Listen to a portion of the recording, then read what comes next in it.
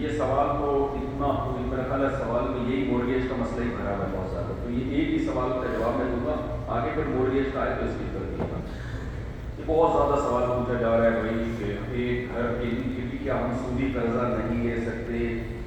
خوب اچھی طرح ایک اصول اور ضابطہ سمجھیں کہ ایک ہوتا ہے سود پہ قرضہ لینا اور ایک ہوتا ہے سود لینا.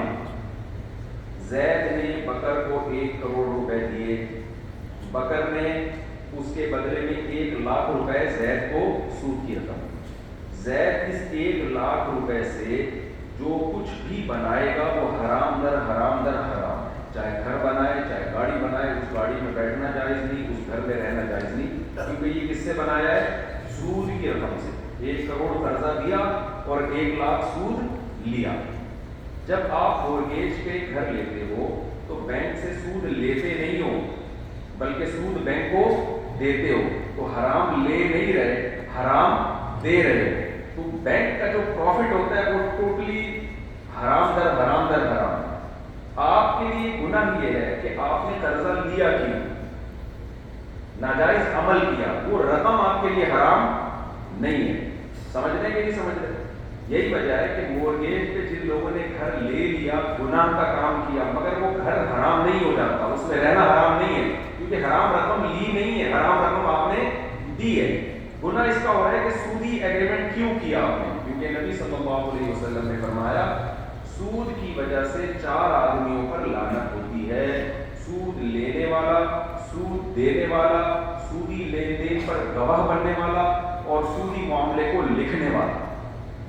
تو آپ نے تو باقاعدہ سودی ایگریمنٹ کیا ہے بینک سے, یہ حرام ہے, گناہ ہے. جنہوں نے کیا توبہ استغفار کریں. اب توبہ کے علاوہ ان کے پاس اور کوئی یعنی اب گھر واپس کرنا ضروری نہیں ہے کہ اب لے لیا جو ہو گیا.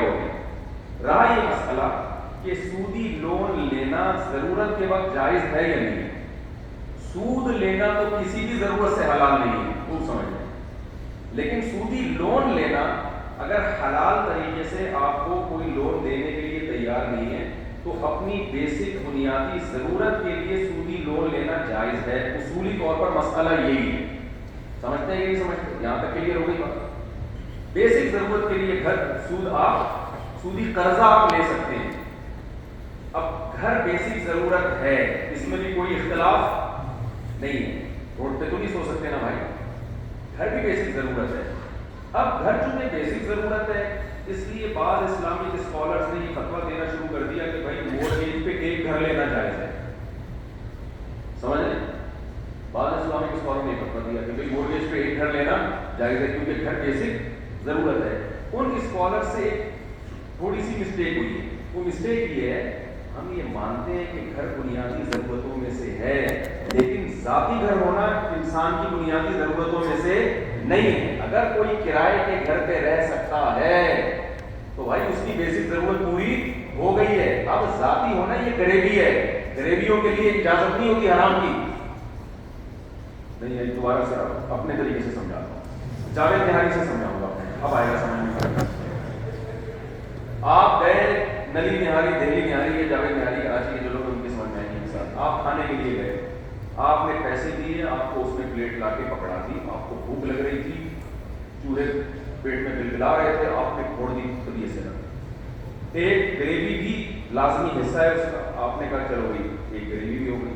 اس کے بعد آپ غریبی مانگیں گے, اس کی مرضی آپ کو دے یا نہ دے, کیونکہ وہ غریبی ضرورت نہیں ہے, وہ اضافی ہے.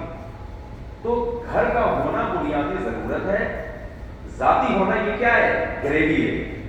کیونکہ دنیا ہمیں شریعت نے بتایا مسافر خانہ ہے, یہ رہنے کی جگہ نہیں ہے. جس کے ذاتی گھر ہوتے ہیں وہ بھی ذاتی نہیں ہوتے, یہاں سے جنازے ہوتے ہیں. دیواروں اینٹوں سے دل لگانے کی بالکل بھی ضرورت نہیں ہے. سمجھ رہے ہو؟ پیڑے کھانے کے لیے سودی قرضے کی اجازت نہیں ہے. لوگ پیڑے کھانے کے لیے لے رہے ہیں.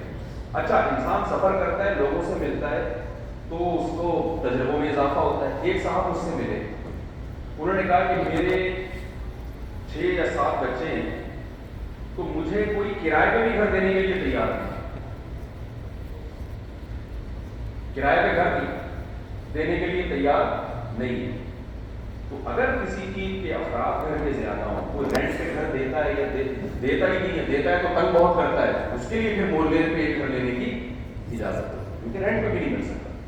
تو اس لیے کرائے پہ جب تک آپ رہ سکتے ہو بھائی، آپ کو مورگیج پہ نہیں آپ لون لے سکتے. اور ویسے بھی دیکھو، اپنے آپ کو اس سوسائٹی میں ڈھالنے کے بجائے اس کے کہ جو یہ کر رہے ہیں آپ بھی وہی کرو، تو آپ کو تو چاہیے کہ آپ اپنے بیریئر ہونا چاہیے نا بھائی، یہ اسلام کے حدود ہیں، ہم نے حدود کو کراس نہیں کرنا ہے. جو لوگ 40-50 سال پہلے یہاں آئے تھے، حلال کتنا مشکل تھا ان کے لیے، انہوں نے قربانیاں دی. انہوں نے یہ نہیں کہا کہ یار ایکچولی کیونکہ حلال مجھے ملتی نہیں ہے تو چلو کتا ہی کھا لو، بلی کھا لو بیٹھ کے، پروٹین تو سیم ہوتے ہیں بلکہ شاید بلی میں زیادہ ہوتے ہوں گے.